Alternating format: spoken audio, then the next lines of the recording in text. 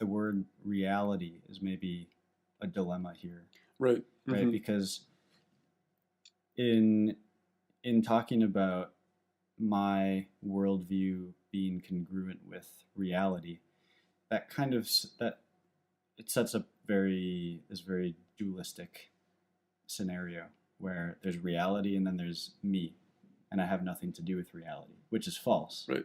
right? Because I'm existing in it, Exactly. and Yeah. my actions and words have bearing on what that reality is in the Exactly. next instant. So Exactly. no matter what I believe, even if it's like completely false in relation to some objective truth, I'm Right. still changing reality. Interesting. So I'm still changing, but then can you say I'm changing truth? Right. Right. Are So those different things? yeah, I was going to ask you, like, from your perspective, what is the connection between politics and truth? I was just going to ask you. Well, yeah, I was thinking about this the other day that, like, I try to follow politics. I follow the news.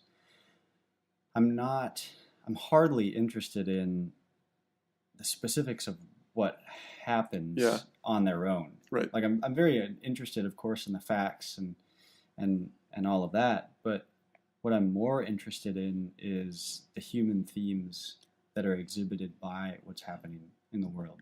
Interesting. So, like who said what and who did what and what's this policy doing, and all this stuff that is really easy to just call noise.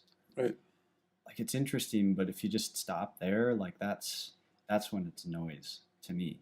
So what does this event say about humanity, and what does this say about human nature? What does this say about the way that we interact with each other and ourselves, and how we learn about ourselves, how we learn in general? So all these things, that's what is interesting to me about news and politics. Yeah. And so I think in that, when you start talking about like the story, the meta story, the meta themes in politics, I think that's a very strong relation with the truth. That sort of truth in some very twisted way being lived out by people.